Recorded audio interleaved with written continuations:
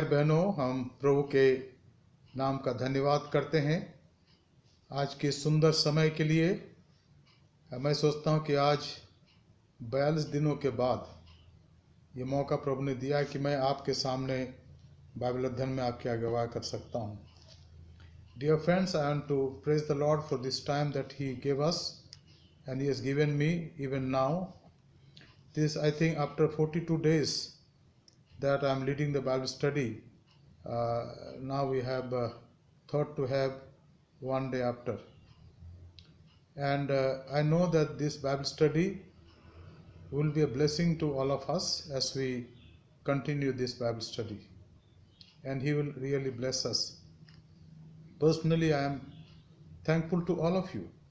व्यक्तिगत रूप से मैं आप सबों का धन्यवाद करता हूँ कि आप लोग मेरे साथ इन दिनों में रहे। और ख़ासकर जैसे मैंने पहले भी कहा था, पिछले रविवार को जब मैंने काफ़ी लंबे गैप के बाद 4 रविवारों के बाद आपके सामने आया था सरमन की अगुवाई में, मैंने कहा था किस प्रकार से आप लोगों ने मेरे लिए प्रार्थनाएं करी और आप मेरे साथ खड़े रहें। निश्चित रूप से वो दिन मेरे लिए बहुत कठिन था, खासकर 21 दिन जो मैं हॉस्पिटल में एडमिट था, पर ईश्वर की दया और आपकी प्रार्थना ने मुझे इस योग्य बनाया कि आज मैं आपसे मुखातिब हो सकता हूँ। Dear friends, I am really grateful to the Lord for making it possible for me so that after 42 days today we could once again study the words, God's word from His holy word. And I know that many of you stood with us during those hard days. And from the bottom of my heart, I want to say thank you. I want to thank the Lord for your love and care, your prayers, and I hope that as we restart this Bible study from my point of view, it will be a blessing for all of us. Let's pray as we start the Bible study. Dear Heavenly Father, this evening we are grateful to you for giving us this time so that we can study your holy word. I thank you, Lord, for your grace and mercy, which is beyond our expectation, beyond our understanding. As we study your word, Lord, we pray that you speak to us and guide us. As we continue our study from the book of Philippians, Lord, I pray, let your Holy Spirit guide and lead us. Thank you, Lord, for this responsible church, for every family of this congregation, our elders, our parents, our youth, our children, our WCS members, and everyone, Lord, I thank you. प्रभु, हर एक के लिए जो इस कलीसिया में शरीक हैं, आपका धन्यवाद करते हैं और प्रार्थना करते प्रभु कि आज की आराधना, आज का बाइबल अध्ययन आपके लिए आपको महिमा दे और हम सब के लिए आत्मिक उत्थान का कारण बने। मुझे आपने स्वस्थ किया, धन्यवाद देते हैं। थोड़ी बहुत कमी रह गई प्रभु, उसको पूरी तरह से ठीक करें ताकि मैं आपके लोगों की सेवकाई आपकी इच्छा में कर सकूं। और हम पास्टर टीम जो यहाँ पर आपने रखी प्रभु, आपके डर और भय में होकर आपके लोगों की अगुवाई कर सकें। हमारे उद्धारकर्ता प्रभु यीशु मसीह के पवित्र नाम से मांगते हैं, आमीन। Dear friends, today the portion that I want to read here is for our meditation, and that is found in Philippians chapter 3, verses 17 to 21. प्रिय मित्रों, जो आज हमारे ध्यान का विषय होगा, हम कुछ पदों को दोहरा रहे हैं ताकि इन बातों को और दोबारा इन पर गौर कर सकें और हम ऐसे ही आगे बढ़ेंगे। फिलिपियों उसका 3 अध्याय 17 पद से जहाँ लिखा है, हे भाइयों, तुम सब मिलकर मेरी सी चाल चलो और उन्हें पहचान रखो जो इस रीति पर चलते हैं जिसका उदाहरण तुम हम में पाते हो, कि बहुत से ऐसी चाल चलते हैं जिनकी चर्चा ने तुमसे बार बार की है, और अब भी रो रो कर करता हूँ कि वे अपनी चाल चलन से मसीह के क्रूस के बैरी हैं। उनका अंत विनाश, उनका ईश्वर पेट, और वे अपनी लज्जा की बातों पर घमंड करते हैं और पृथ्वी की वस्तुओं पर मन लगाते हैं। पर हमारा स्वदेश स्वर्ग में है और हम एक उद्धारकर्ता प्रभु यीशु मसीह के वहाँ से आने की बाट जो रहे हैं। वह अपनी शक्ति के उस प्रभाव के अनुसार जिसके द्वारा वह सब वस्तुओं को अपने वश में कर सकता है, हमारी दीनहीन देह का रूप बदलकर अपनी महिमा की देह के अनुकूल बना देगा। आमीन। मैं इन पदों को अंग्रेजी भाषा में पढ़ूंगा। Brothers, join in imitating me and keep your eyes on those who walk according to the example you have seen in me. For many of whom I have often told you, and now tell you, even with tears, walk as enemies of the cross of Christ. Their end is destruction, their God is their belly, and they glory in their shame, with mind set on earthly things. But our citizenship is in heaven, and from it we await a Savior, the Lord Jesus Christ, who will transform our lowly body to be like His glorious body by the power that enables us, even to subject all things to Himself. अब यहाँ पर आज हम 4 बातों को देखेंगे. We will see 4 things, and I hope these 4 things will be a part of our own lives also. Number 1, St. Paul says, हे भाइयों, तुम सब मिलकर मेरी सी चाल चलो. St. Paul says, my brothers, be imitators of me. And if you read the same thing here, some other verse also where he says the same thing, that you follow me, imitate me. And we read about that, which is found in 1 Corinthians chapter 4 and verse 16. पहला कुरिन्ती 4 अध्याय के 16 पद में लिखा है और 17 पद में लिखा है, इसलिए मैं तुमसे विनती करता हूँ कि मेरी सी चाल चलो. इसलिए मैंने तिमुथियुस को, जो प्रभु में मेरा प्रिय और विश्वास्य पुत्र है, तुम्हारे पास भेजा है कि वो तुम्हें मसीह में मेरा चरित्र स्मरण कराएगा, जैसे कि मैं हर जगह हर एक कलीसिया में उपदेश करता रहता हूँ. I urge you, 1 Corinthians 4:16-17, I urge you that be imitators of me. That is why I sent you Timothy, my beloved and faithful child in the Lord, to remind you of my ways in Christ, as I teach them everywhere in every church. Now, it was a life of true discipleship. St. Paul, talking about his conversion in the letter he wrote to the church at Galatia, जब गलतियों की पत्री का उसने वर्णन करा, लिखा उसने संत पौल, तो वहाँ पर अपने बारे में बहुत सी बातों को वर्णन करता है जो मैंने आपको पहले ही बता दिया था, समझा दिया था. और अगर आप इसको देखना चाहें तो आप पढ़ सकते हैं गलतियों की पत्री का पहला अध्याय, उसके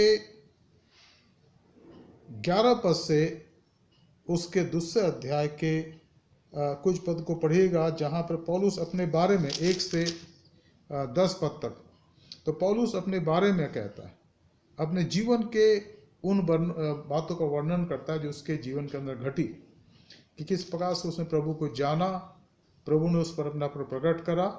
और वो जो फरीसी था, कट्टर फरीसी था, he was a very strong फरीसी, a fanatic about his own religion. But when the Lord got hold of him, he was transformed from within. अंदर से बदल गया. और यही मित्रों प्रभु यीशु मसीह के कार्य हमारे जीवन के साथ है. वो हमारे जीवन को अंदर से परिवर्तित करता है, एक कठोर हृदय को मुलायम करता है, हमारे जीवन को नम्र और दीन करता है और हमें अपने योग्य आराधक बनाता है. When I am transformed, when you are transformed, my friend, my dear brother or sister, we are transformed from within. Today in our society, in our circumstances, situation, lot of talks are being going on about the conversion. But what is that conversion? Conversion is not an outward work that is taking place or that takes place in a human life. It is the work of the Holy Spirit that takes place in our heart within, and we are transformed from within. And we read about that very clearly, 17th chapter of Jeremiah, verse 19 to 13, 9 to 13. Jeremiah 17, 9 to 13, where it talks about the God who knows our heart very clearly. He knows what we are within. And when we surrender our life, जब अपने जीवन को प्रभु के सामने अर्पण करते हैं तो हम बदल दिए जाते हैं और नए प्राणी बन जाते हैं. और संत पौलुस ने इसके बारे में कहा, दूसरा कुरिन्ती उसका 5 अध्याय उसके 17 पद में, कि अब यीशु मसीह में है वो नई सृष्टि बन गया, नई सृष्टि बन जाते हैं. और यही है परिवर्तित जीवन का असली अर्थ. और यहाँ पौलुस कहता है कि वो इस बात को जानता था. He knew that Jesus has touched my life and he has made me a new person. He could say with all boldness, openly, that be imitators of me. वह कह सकता है कि मेरी सी चाल चलो. अगर प्रभु ने उसके जीवन को छुआ नहीं होता तो कह नहीं सकता. Similarly, my friend, my dear brothers and sisters, my young people, my children, my elders, if Jesus has touched your life, then only you can say this, that follow, be imitators of me. And why you say this? Why Paul said that? Because he knew very clearly from within that he was imitating his Lord. वो जानता था कि यीशु मसीह का अनुसरण कर रहा है. तभी तो इस पत्री में उसने कहा, दूसरे अध्याय के 5 पद में क्या कहा, कि जैसे यीशु मसीह का स्वभाव है तुम्हारा स्वभाव बन जाए. He said it very clearly, as the nature of Christ, the way Jesus walked, walk accordingly. Be imitators of Christ. And now he says, imitate me. Now there's a line here, there's a queue here in front of us, with Jesus standing with a staff of shepherding. He's shepherding us and we follow him. And then among whom we are working, and people to whom we are working, they start following us also. Not because they want to be our disciple, they want to follow Jesus. And that is why one of the greatest themes that I have been there in Sattal Christian Ashram, Jesus is Guru. Yeshu ही प्रभु है. And when we follow him and try to be true to him, the world start following us. Ultimately, they are not following us, they are following Jesus Christ. So same thing Paul says here. He says, हे भाइयों, मैं तुमसे विनती करता हूँ कि मेरी सी चाल चलो और उन्हें पहचान रखो जिस रीति पर चलते हैं, जिसका उदाहरण तुम हम में पाते हो. Now in the church today, there are many saints. Even this church, this congregation, Apostle Methodist Church, there are many saints here, I know, sincerely walking with the Lord. They are sincere in their personal lives. They are sincere in their worship life. They are sincere in their quiet time. They are sincere in their Bible study. They are sincere in their day-to-day life. They are sincere in their work, also in their workplace, because they knew that they are Christian full-time. That means there are part-time Christians also. When we are in the secular world, we try to imitate the secular world. There are people, but when they are in the church or among Christians, surrounded by Christians, they try to follow Christ. Those are called part-time Christians. And St. Paul talks about that in 1 Corinthians very clearly. There are carnal Christian, a spiritual Christian. So Jesus has called us to be a spiritual Christian, to follow him, to give our total being on his altar. Dear friends, I remember the days I spent in the hospital. I tell you, I was frightened because there was a big growth here inside, and it almost become like cricket ball. Painful. And then one day doctor decided that we'll operate this one, and then they called me for interview counseling. After 4 or 5 doctors they consulted, especially ENT department. Then there was a message from the cardiac surgeon, this pastor has already gone through CABG 16 years ago, and his blood is so thin that he cannot be operated. It will be dangerous. So they stopped operating. They said, no, we cannot operate you. We'll give you some medication. So I was, in the beginning, I was not hopeful that that medication will make this everything normal.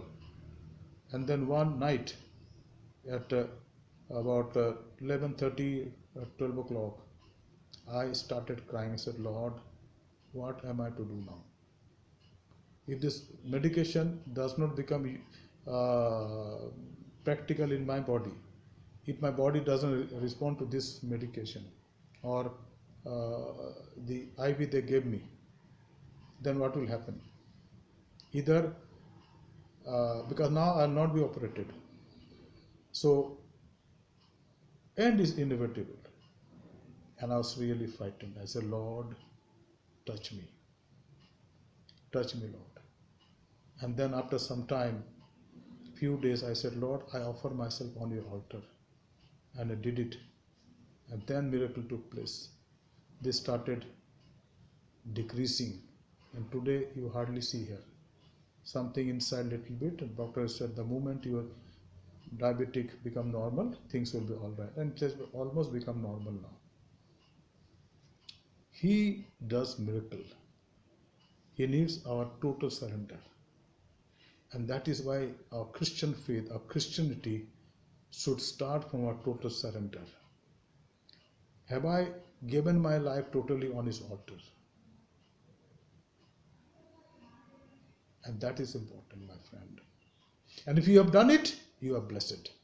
So St. Paul said, because his life was a surrendered life, total surrendered life. A person who was beaten up, was stoned to death, almost dead. Jesus raised him up. And for 63 to 65 years he lived in this world. He was faithful to the Lord, his master. That's why he say here, तभी कहता है, हे मेरे भाइयों, तुम सब मिलकर मेरी सी चाल चलो और उन्हें पहचान रखो जो इस रीति पर चलते हैं, जिसका उदाहरण तुम हम में पाते हो. अब दूसरी बात, let's us see the second point. क्योंकि बहुत से ऐसी चाल चलते हैं जिनकी चर्चा मैंने तुमसे बार बार की है और अभी रो रो कर कहता हूं कि वे अपनी चाल चलन से मसीह के क्रूस के बैरी हैं. Now he says here, there are people who are, by their virtue of their character, by their walk, they are the enemies of the cross. And today I like to share with you few things about 5 things which depicts who are the one who follow the world. मैं आपके सामने 5 बातें रखना चाहूँगा कि वे लोग कौन है जो संसार रीति पर चलते हैं. और पौलुस कहता है कि वे अपने जीवन में क्रूस के बैरी हैं. पहली बात, ये क्रूस के बैरी हैं. They are the enemies of the cross. वो क्रूस के बैरी हैं. पौलुस यहाँ खुद कहता है कि वो क्रूस के बैरी हैं. क्रूस के बैरी का मतलब है क्रूस पर वो जो कार्य मेरे और आपके लिए हुआ उसके वो ग्रहण नहीं करते. वो कहते हैं कि हो सकता है क्या ये हो सकता है कि आप सारे जीवन में पाप करो और फिर कहो प्रभु यीशु मसीह उस क्रूस पर जो लहू आपने बहाया उसके कारण मुझे शुद्ध कर दें. ये हो नहीं सकता. हमारा ज्ञान इसको स्वीकार नहीं करता. बहुत से लोग इसलिए प्रभु के पास नहीं आना चाहते हैं. वो कहते हैं कि भाई हमारे सारे धर्म कार्य बेकार हो गए, सारा ज्ञान बेकार हो गया, हमारी भक्ति बेकार हो गई. क्यों? क्योंकि विश्वास की बात हो रही है. विश्वास की बात हो रही है कि विश्वास से धर्मी जन जीवित रहेगा. ये कैसा हो सकता है? ये तो इलॉजिकल है. ये तो हो नहीं सकता. बहुत से लोग ये सोचते हैं this is illogical, it's not possible. They are the one who become the enemies of the cross. और वो केवल ना अपने आप को लाना चाहते उसके क्रूस के नीचे, लेकिन क्रूस के सामने, लेकिन दूसरों को आने से मना करते. हमारे संसार में आज ऐसे बहुत से लोग हैं, पर उनसे ज्यादा लोग हैं जो क्रूस पर बहाया गया लहू पर यीशु मसीह ने बहाया उस पर ईमान रखते हैं, विश्वास करते हैं. तो पहली बात तो क्रूस के बैरी. दूसरी बात, उनका अंत विनाश है. उनका अंत विनाश है. अगर आप देखें कुछ पदों को पढ़ लीजिएगा अपने घरों में. 2 कुरिन्थी 11 अध्याय 14 से 15, 2 कुरिन्थी 11 अध्याय 14 से 15, इब्रानियों 6 अध्याय 8 पद, इब्रानियों 6:8 और 2 पतरस दूसरा अध्याय 20 पद, दूसरा पतरस दूसरा अध्याय 20 पद, इनको पढ़ लीजिएगा। इनमें साफ साफ लिखा है कि ये लोग जो क्रूस के बैरी हैं, उनका विनाश, उनका जो अंत है विनाश है। वो विनाश की तरफ जा रहे हैं। वो उन्होंने अपने लिए विनाश को चुन रखा, क्योंकि यीशु मसीह जीवन है। यीशु मसीह पर विश्वास करने से हम जीवन प्राप्त करते हैं। लेकिन जो क्रूस के बैरी हैं, उनका अंत विनाश है। इस संसार में वो विनाश को चुनते हैं। यीशु ने कहा ना कि मार्ग मैं हूं, जीवन में, सत्य में हूं। जो मुझ पर विश्वास करता है, अगर वो मर भी जाए तो भी जिएगा। उसने कहा पुनरुत्थान जीवन मैं हूं, मार्था मेरी से कहा उसने। जो मुझ पर विश्वास करता अगर मर जाए तो भी जिएगा। क्या मतलब इसका? और पहला थिस्सलुनीकियों 5 अध्याय 10 पद में इसी को बताया गया। पहला थिस्सलुनीकियों 5 अध्याय 10 पद में इसी को बताया गया कि यीशु मसीह हमारे लिए मरा और जी उठा, इसलिए चाहे हम जीते रहें या चले जाएं यहां से, हम उसके साथ जीते हैं। और ये सच्ची बात है मित्रों। एक ही सच्चाई है, और सच्चाई है प्रभु यीशु मसीह। Dear friends, after going through this trials and this painful time, and even not only because of this, but earlier also, when I committed my life to Christ, when I was just 17 plus, I said, Jesus, I want to walk with you. And I decided to follow him. Now it's almost 44, 45 years have gone by. I said, Jesus, I follow you. And on that evening, 7:30 or 8 o'clock evening PM, 3rd October 1984, I said, Jesus, I follow you. I give you my life. Take care of me, Jesus. And he changed my life completely. 44 years have gone by. And now recently when I was there in the hospital bed, I said, Jesus, if you give me more life, Jesus, I will serve you sincerely. You extended 15 years to King Hezekiah.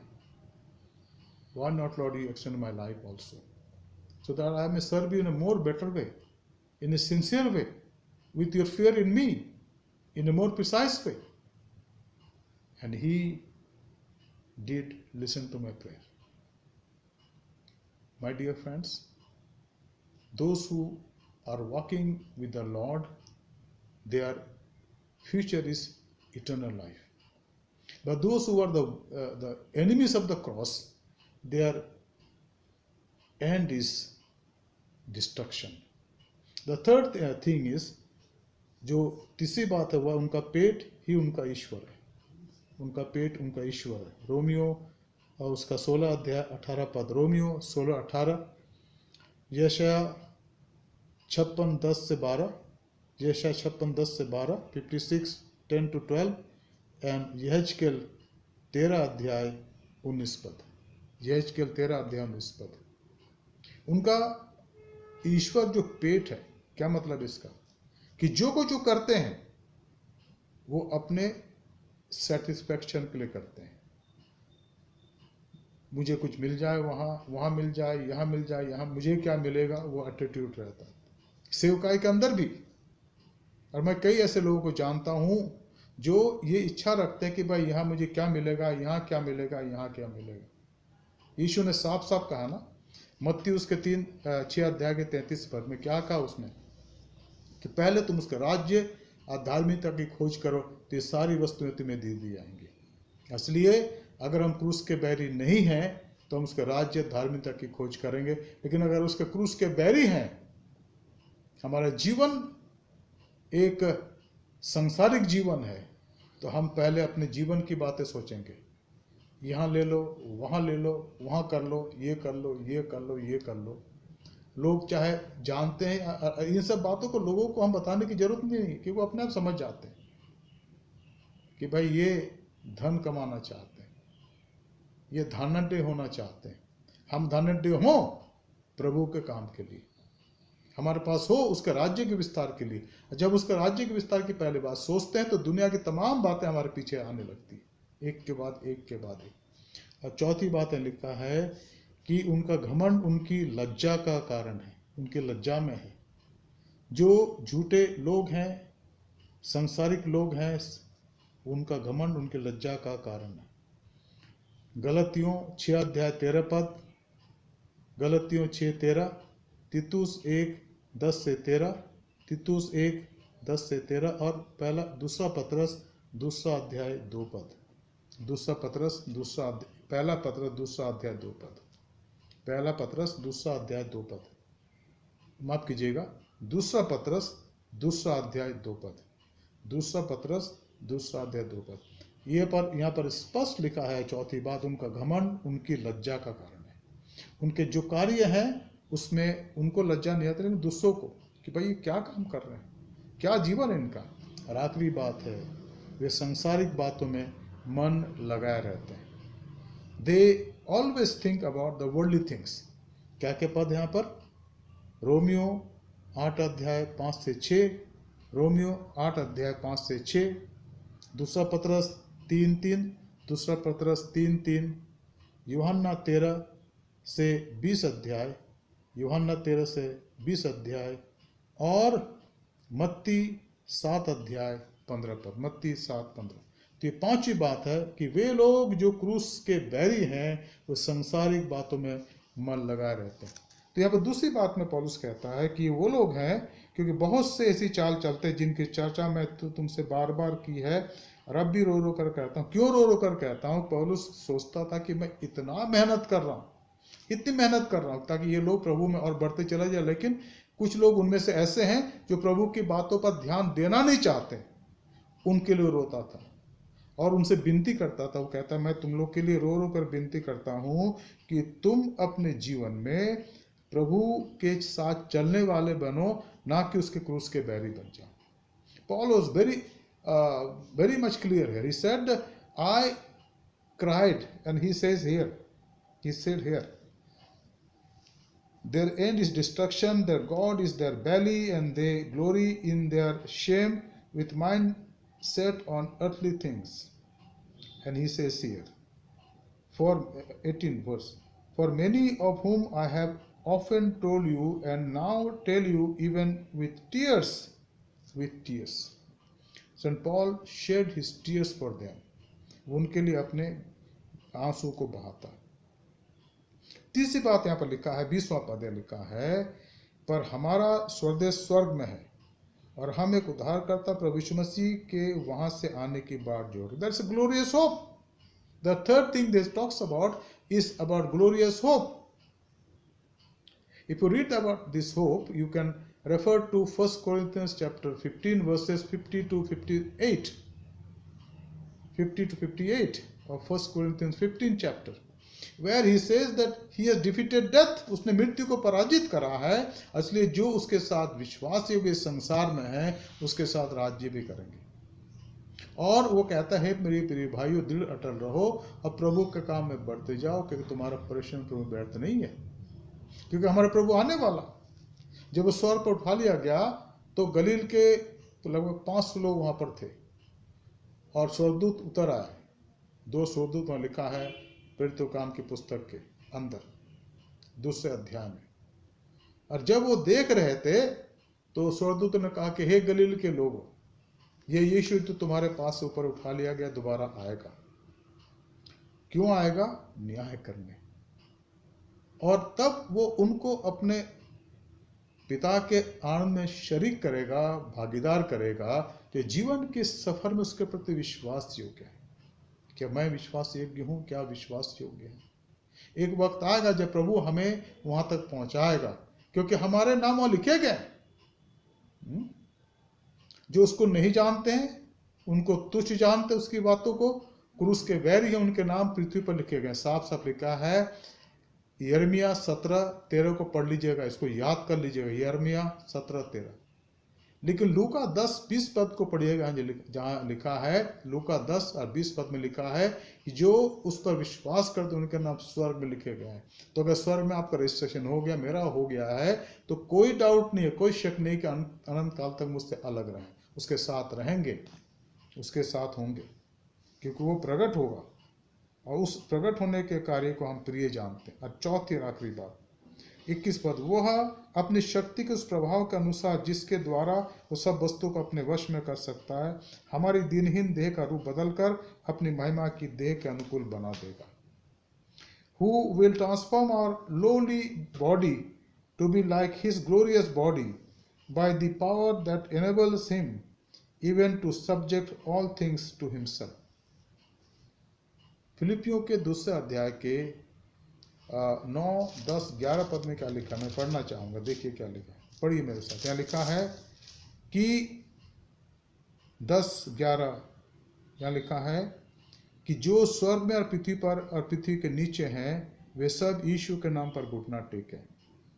Every knee shell bow one day, those who are in heaven, those who are in earth and those who are below, अधोलोक में, सब उसके नाम से घुटना टेकें। यहाँ लिखा है so that at the name of Jesus every knee shall bow in heaven and on earth and under the earth। It is called अधोलोक in हिंदी। और लिखा आगे 11 पद, और परमेश्वर पिता की महिमा के लिए हर एक जीव अंगीकार कर ले कि यीशु ही मसीह प्रभु है। And every tongue shall confess that Jesus Christ is Lord to the glory of God the Father Almighty। And he has the power to subdue everything under him, because he is above everything. He is the creator, he is the sustainer, he is the preserver. He created the entire universe, not only our earth, small tiny one, but he has created the stars, and sun is one of the stars. And scientists have found out recently that very far, हमारे पृथ्वी से बहुत दूर light year का भी कोई पता ही नहीं कितना है, 2 ऐसे तारे दिखे हैं जो एक हमारे सूरज से 1,500 गुना बड़े हैं। हम क्या बोले, हमारे पास कुछ भी नहीं है शब्द। वो उसका परमेश्वर, उसको बनाने वाला है। तो ये पृथ्वी के निवासियों को, जो मनुष्य प्राणी कहलाते हैं ना, वो एक दिन उनके सामने खड़े होंगे। बहुत धन्यवाद है, उसने ये अधिकार तारों को नहीं दिया। तारे हैं जिनको नाम लेकर बुलाता है, लेकिन उसने हम मनुष्य को दिया है क्योंकि वो हम उसके स्वरूप में हैं। और एक दिन आएगा कि हम उसके सामने होंगे, उसको देखेंगे और अनंत काल तक उसकी महिमा करेंगे, क्योंकि वो अपनी महिमा हमें देगा। वो कहता है अंत के समय जब वो आएगा तो हम हमारी जो देह है, चाहे हम दफना दिए गए हैं, चाहे हमारी स्थिति कुछ भी क्यों ना हो, हम जी उठेंगे, बदल दिए जाएंगे और हम महिमा का रूप हमें दिया जाएगा। ये हमारी आशा है। इस कारण प्रभु का धन्यवाद करते हैं। तो मैं विश्वास करता हूँ कि आज के बाइबल अध्ययन से आपने आशीष प्राप्त करी है। अब हम परसों दोबारा अध्ययन करेंगे। आइए हम प्रार्थना करें। धन्यवाद, स्तुति और महिमा के योग्य पिता परमेश्वर, आपको धन्यवाद देते प्रभु आज के शाम के लिए कि आपने हमसे बातचीत करी। वचन प्रभु जिस पर हमने गौर कर, हम चाहते प्रभु कि उसमें बढ़ते चले जाएं। And Lord, we pray for the word that has come to us. We may continue to grow in you, Lord, so that this word become flesh in us, Lord. And we may see your glory, the glory of the only begotten Son of God, and able to exalt, magnify, and glorify your name. We thank you, Lord, that you heard our prayer and you have blessed us through this Bible study. We pray, Lord, for the seed that has been sown in our hearts soil. Lord, let it grow, become fruitful, and it bear fruit 60-fold, 30-fold, and 100-fold, so that your name is exalted and glorified. In Jesus' matchless name I pray. Amen. Dear friend, there are some announcement, and as I said right now here also, that this Bible study will continue. And today is 27th, and we'll have the Bible study now on 29th. And similarly, one day after, evening. And on Sunday, Pastor Sharon will take the Bible study and will continue. And I hope that we understand. And then all our worship will be on the same time. Our Sunday worship on Sunday will be by link. time is 10 o'clock, and then Sunday school is 4:30 evening, and youth meeting and wife meeting is 2 o'clock afternoon, and then every second Saturday at 4 o'clock we have WSS meeting. So let us remember, and may God bless this congregation. आइए हम प्रार्थना करें. We thank you, Lord, for this time that you have given to us as we have restarted this Bible study. Lord, let your presence be with us as we grow in you, Lord. Let your presence continue to lead and guide us. Bless this blessed congregation, Apostle Methodist Church, each family, each grown-up person, each parent, each young person, each WCS member, each children, Lord, each child, so that we may continue to grow in you and glorify, magnify your name. Thank you, Lord, that you have touched me, touched my entire being, Lord. And Lord, that problem that still I may be having about sugar a little bit, Lord, it may be completely become normal, and I should lead this congregation with your servants as a team for the glory of our Lord and Savior Jesus' name. Lord, we thank you that you heard our prayer. प्रभु धन्यवाद देते कि आपने प्रार्थना सुनी है, और आज के वचन के लिए आपका धन्यवाद करते हैं, और धन्यवाद के साथ इस प्रार्थना को उद्धार करता प्रभु यीशु मसीह के पवित्र नाम से मांगते हैं, आमीन.